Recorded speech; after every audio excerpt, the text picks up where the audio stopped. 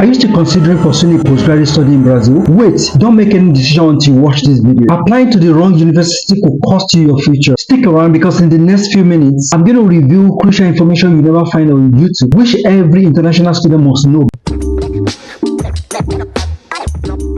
Hi everyone, welcome back to this channel. Today, I'm tackling a critical topic for all international students aiming to study in Brazil. I'll discuss why you should be very selective about which Brazilian university you should apply to. Trust me, this information could save you a lot of trouble and help you to make informed decisions about your future. To start with, there is something called CAPS or CAPS. CAPS stands for Coordination of Higher Education Personnel. So it is a government agency under the Ministry of Education that evaluates and rank postgraduate programs across Brazilian universities. Now, these rankings are crucial because they determine the level of independence and access to funding that a university or a program has. CAPS assign ranking from 1 to 7, with 7 being the highest and 3 being the lowest, while 1 and 2 has no importance. A higher rank means that the program has more independence and better access to funding. These rankings are updated every 4 years. They play a significant role in determining the quality and the viability of the postgraduate program. So why do this ranking matter to international students? Well, high-ranked programs have more funding opportunities. Like I mentioned earlier, they will have better research facilities and greater academic freedom. On the other hand, lower-ranked programs might struggle with funding and resources, making your postgraduate experience more challenging. While programs that fall within 1 and 2 will never get funding. Never. Annually, Brazil spends higher percentage of its GDP on education. In fact, higher than the average of Organization for Economic Cooperation and Development. You can read more on this to refute or to agree with this claim. This is one of the reasons why Brazil is able to give decent stipends to their postgraduate students. A while ago on this channel, I suggested that whoever that is aspiring to study in Brazil but missed the GCUB should start sending code emails to universities in Brazil. Other channels on YouTube also talked about this. A lot of people got admission, while some are still expecting the results of the application is sent. However, the idea is once you get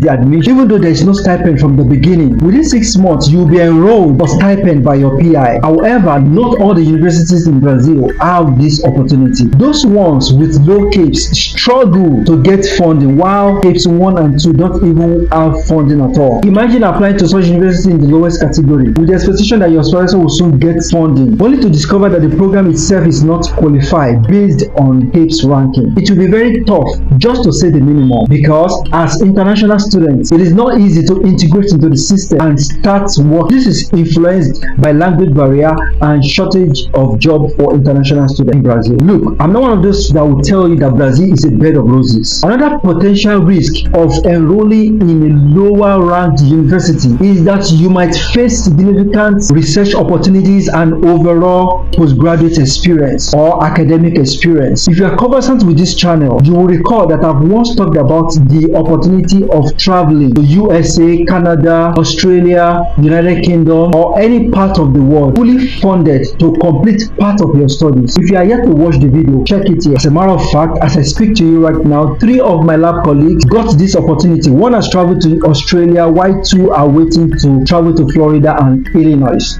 respectively. If your program does not meet this CAPS ranking, the opportunity will be difficult to access. Don't forget that this ranking has nothing, or should I say, does not really have anything to do with the school, but the program within the school. For example, within the same university, let's say Universidade São Paulo, USP, University of São Paulo, a program might be well ranked and the other might be poorly ranked, all within the same university. So the criteria for ranking includes published articles from the program in highly ranked Scopus listed journals, impact of the program, the caliber of the professor, and international collaboration, etc. So how can you avoid this pitfall, which is the essence of this video? The answer is simple. Do your homework. Before applying, thoroughly research the universities and the programs you are interested in. Check their CAPS ranking and understand what kind of funding and resources universities they offer. Here is an Excel sheet that lists all the Brazilian universities and their CAPES ranking. You can download it from the link in the description below.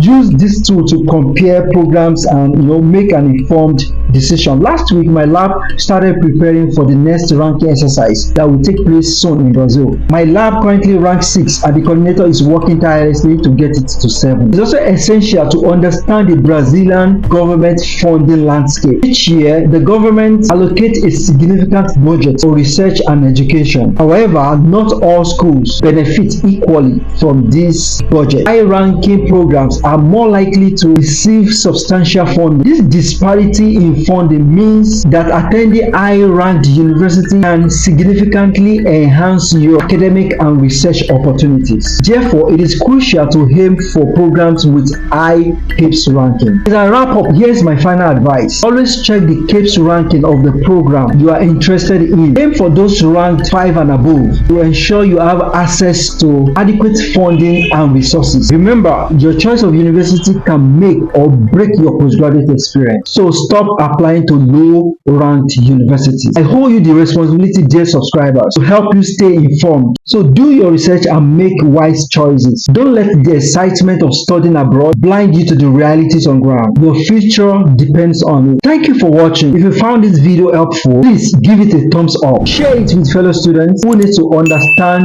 the landscape of postgraduate studies in Brazil. And don't forget to subscribe to this channel for more valuable tips on studying abroad. Until the next time, stay informed and stay safe. See you in the next video. Ciao, ciao.